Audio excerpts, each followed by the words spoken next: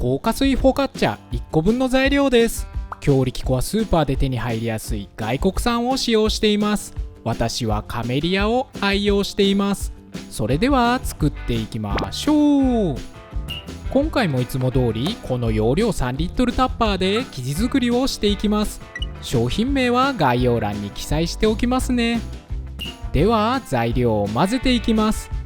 強力粉 280g、 砂糖 9g、 塩 4g を入れて均一になるまで混ぜていきます。混ぜるのはゴムヘラでもカードでも何でも OK ですよ。タッパーの隅に材料が溜まりやすいので、こんな感じで時々傾けながら混ぜるといい感じに均一に混ぜることができます。このくらい混ざっていれば OK です。次に先ほど混ぜた粉に加える水分を作っていきます。小さめのボウルに水 252g、 冬場水道水を電子レンジ 600W で20秒、その後は5秒ずつ追加して人肌程度まで温めちゃってください。ここにインスタントドライイースト 3g を入れて均一になるまで混ぜていきます。このくらいしっかり混ざっていれば OK です。最初に混ぜた粉に先ほど作った液体を入れていきます。全量しっかりと入れちゃってください。さらにここにオリーブオイル 28g を入れて混ぜていきます。最初は粉が飛び散らないように優しく混ぜるのがおすすめです。だんだん粉っぽさがなくなってきます。底面部分に粉っぽさが残りやすいのでひっくり返しながら混ぜていきましょう。粉っぽさがさらになくなって混ぜ残しも見られません。こんな感じにかなりベタつきがあってドロッとした状態ですが、均一な質感に生地が混ざっていれば OK です。タッパーの蓋を閉めて固く絞った濡れ布巾をかぶせて室温で30分生地を休ませます。生地を休ませている間にスクエア型の準備をしていきます。今回使用するのは富澤商店さんで購入した18センチ四方のスクエア型です。商品詳細は概要欄に記載しておきます。お手入れ簡単でちぎりパン作りにもぴったりなサイズ感なのでめちゃくちゃ愛用しています。このスクエア型にクッキングシートをセットしていきます。幅30センチのクッキングシートを40センチ程度にカットして型になじませやすくするためにくしゃっと適当に丸めてシワを作っていきます。こんな感じに丸まったら丸めたクッキングシートを広げてスクエア型の形に沿ってなじませていきます。こんな感じに少し雑な感じで OK です。このままトッピング用のオリーブオイル 20g のうち 5g 程度を底面と側面に塗っていきます。私はめんどくさがり屋なので手で塗ってしまいますが、もちろんハケなどを使って塗ってもらっても全然 OK ですよ。こんな感じに塗れたらスクエア型の準備完了です。30分経ちました。30分休ませた生地はこんな感じです。休ませる前より生地につながりを感じますが、まだベタベタと指に張り付くゆるい感じの生地です。ではこの生地を中心に向かって折りたたんでいきます。生地の端をすくって中心に折りたたんでいきます。これをタッパーを少しずつくるくると回転させながら50回繰り返していきます。たったこれだけなんですが、この作業が一般的なパン作りにおけるこね作業の代わりです。生地を張らせるようなイメージで折りたたんじゃってください。50回折りたたみました。水で軽く湿らせた指で中心部分に集まった生地を軽くつまんで閉じて、再度水で軽く指を湿らせてから思い切りよくひっくり返します。こんな感じに生地表面が少し張っていれば OK です。タッパーの蓋を閉めて固く絞った濡れ布巾をかぶせて一次発酵に向かいます。オーブン発酵機能40度で20分、一次発酵の前半を行います。20分経ちました。こんな感じに一回り生地は大きくなっていて、生地表面にツヤ感が出ています。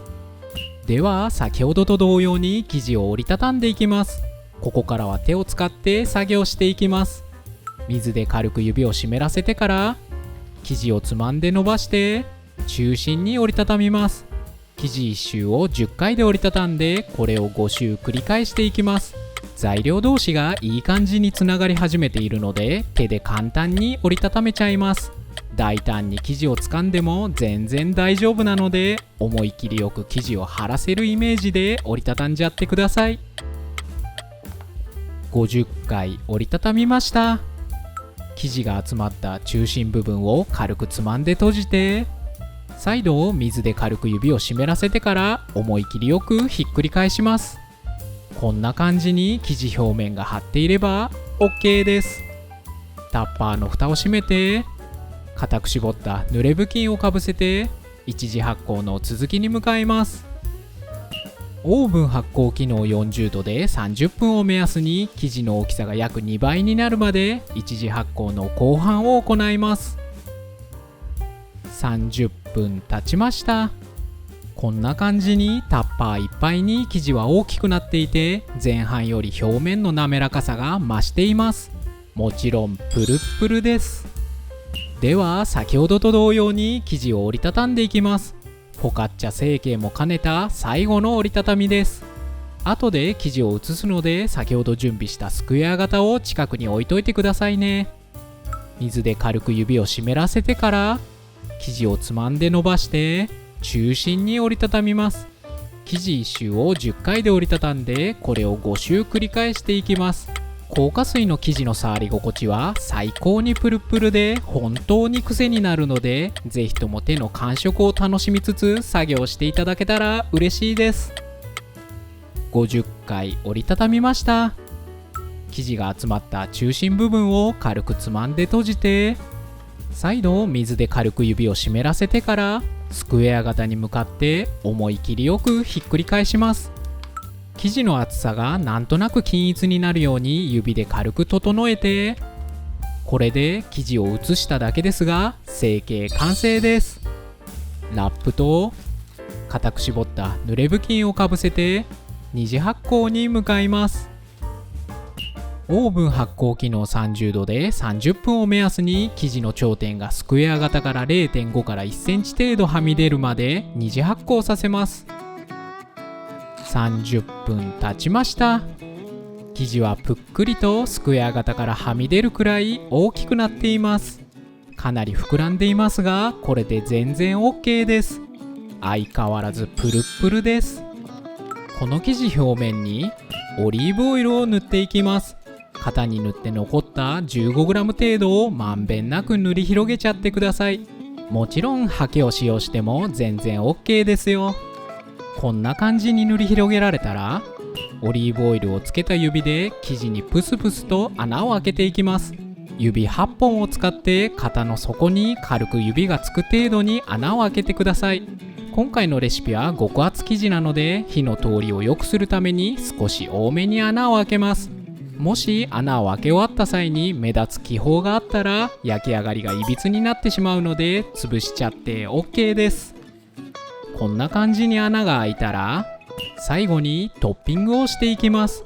まずは岩塩を生地表面に散らしていきます。もちろんお好みの塩で全然 OK ですよ。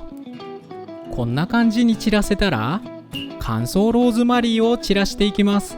お好みのハーブで全然 OK ですし、手持ちがなければ省いてもらっても大丈夫です。こんな感じに散らせたら最後に粗挽きブラックペッパーを振りかけていきます。ピリッとしたアクセントがフォカッチャに合うんです。こんな感じに振りかけられたらこれで準備完了です。では焼いていきましょう。210度に予熱したオーブンで20分焼いていきます。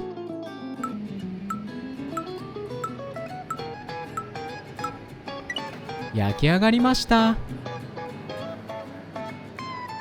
完成です。本日は硬化水フォカッチャの作り方について解説しました。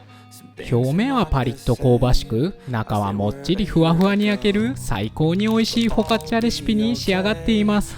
作り方自体も簡単で小値段いらずのレシピとなっていますので、ぜひとも試していただけたら嬉しいです。シンプルだけど極厚に焼けてめちゃくちゃ美味しいよ。最後までご視聴いただきありがとうございました。今後の動画制作の励みとなりますので、チャンネル登録高評価よろしくお願いします。ではまた次回、バイバーイ。